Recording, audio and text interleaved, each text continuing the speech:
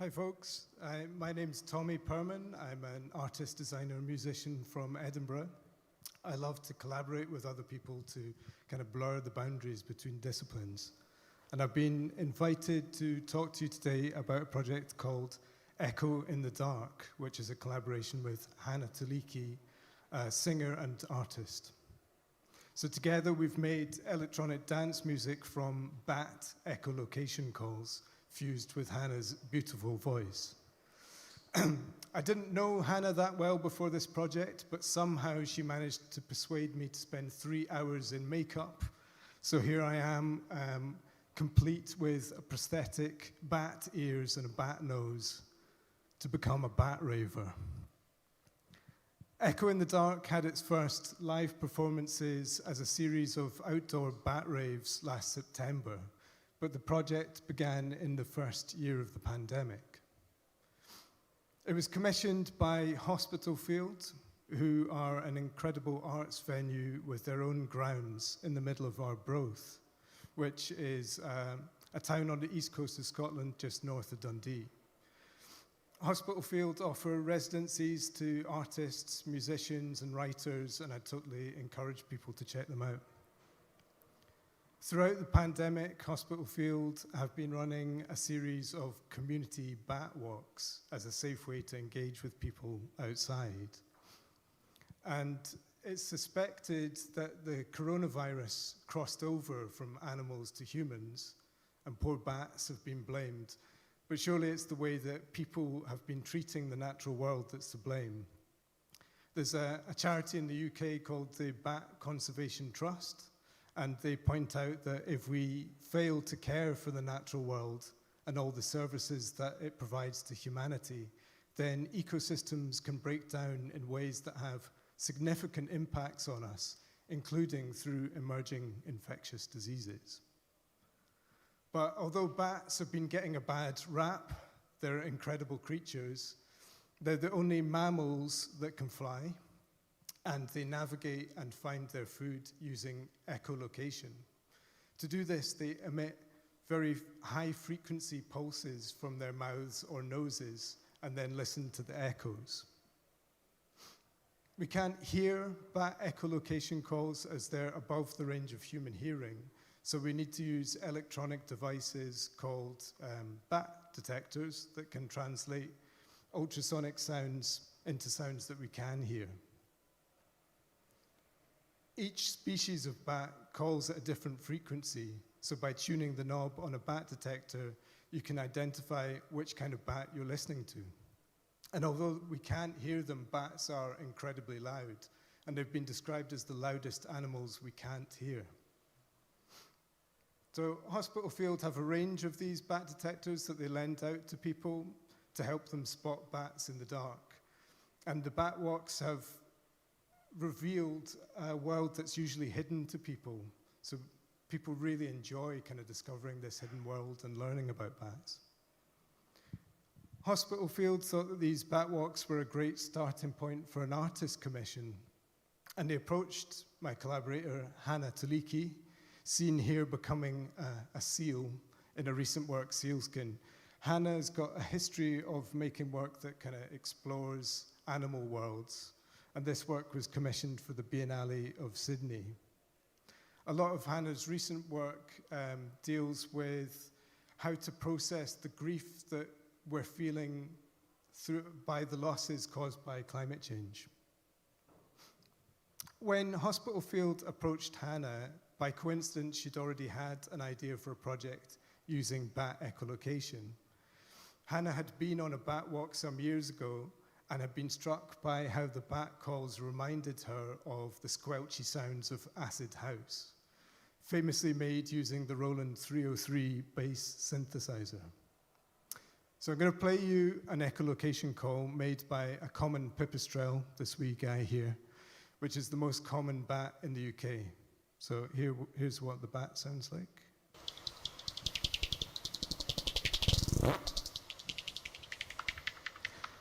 That farty sound is the bat like locating and catching its prey. And here's some squelchy sounds from a Roland 303.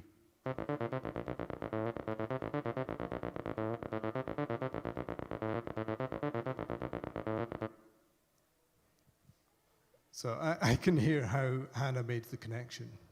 There we go again. One day, I got this message from Hannah. Do you want to make rave music from bat echolocation calls with me? To which surely the only plausible answer is yes. By another coincidence and unknown to Hannah, a few years ago I'd sampled bat echolocation calls on a track for an album I made with Mexican guitarist Morgan Szymanski. So I was already well up for making bat music. There are 18 species of bat in the UK, and we wanted to work with as many as possible. Hannah put out an open call on social media for people to send in their own bat recordings from around the UK. And the contributions started coming in, and we quite quickly amassed an extensive library of sounds to work from. So here's the cast. Look at these wee guys. So these are drawings that Hannah's done. She's tried to do kind of acid bat faces. We managed to get sounds from 14 of the UK's 18 bat species. But how do you turn these into dance music? First, we went through the library and kind of highlighted our favorite sections. And before this project, I'd assumed that most bat echolocation calls would sound very similar, but I was amazed by the variation in sound and character. This crazy-looking guy is a greater horseshoe bat, and the folds of skin around its nose help it to make very loud echolocation calls.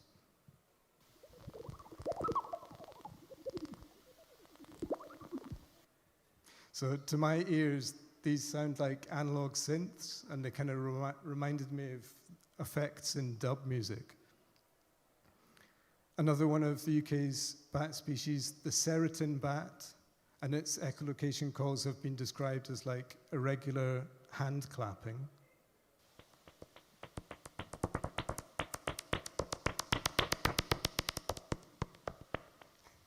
So the Seritin has also been described as having the rhythm of a very bad jazz drummer, which I think is totally unfair, and I love the rhythms by these wee guys. So me and Hannah were very lucky to be able to stay and work in Hospitalfields on several residencies in 2022. And Hospitalfields have an amazing attitude to letting artists work in their historic rooms. So we set up a temporary studio in their library and started to use the echolocation calls to make music. Like a lot of people, we used Ableton Live software and a range of production techniques. So we sampled, pitch shifted, sliced sounds, made synths, and found numerous ways of combining Hannah's voice with bat voices. Every single sound we used comes from these techniques, and we didn't use any other samples or instruments. Each bat species has its own distinct calls, its own behaviors and characteristics, and we took inspiration from these to create different moods for each track we made.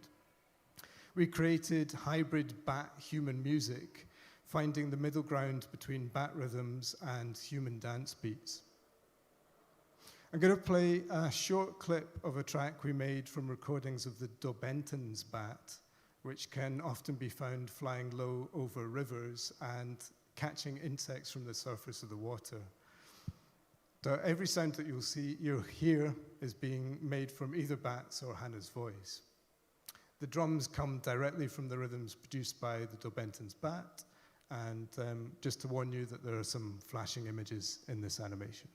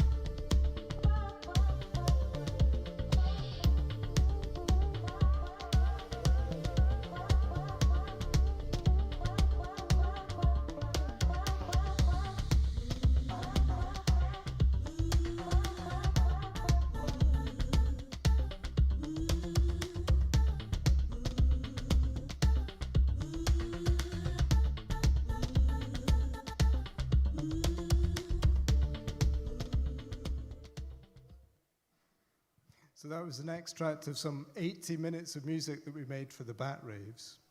And our first live shows used silent disco equipment, partly because Hospitalfields is in a residential area, but there was also a nice parallel to using bat detectors, and it gave the audience an experience of tuning into a hidden world. Hospitalfields is a very atmospheric place and provided a brilliant backdrop for the raves, which began at dusk and then went on into the dark of the night. As well as music, we had a full light show and a team of dancers performing routines devised by a choreographer, Will Dickey. Will and the dancers created movements inspired both by bats and rave dancing. The raves took place in the paddock at Hospitalfields with pipistrelle bats swooping above as people danced. It felt really special, and it was a really good reminder that we're part of nature and not separate from it. With all the crises facing humans these days, it can be difficult to find joy, and the aim of this project has been about finding ways to celebrate human and non-human culture and spread joy through dancing with other people to electronic music.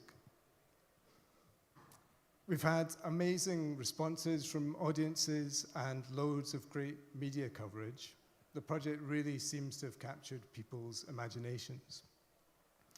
We had a very small number of lathe-cut 7 inches made to promote the raves, which we released on Blackford Hill, a small label I co-run with my friend Simon Lewin. And Hannah and I finished making an album, which we're currently looking for an appropriate label to release.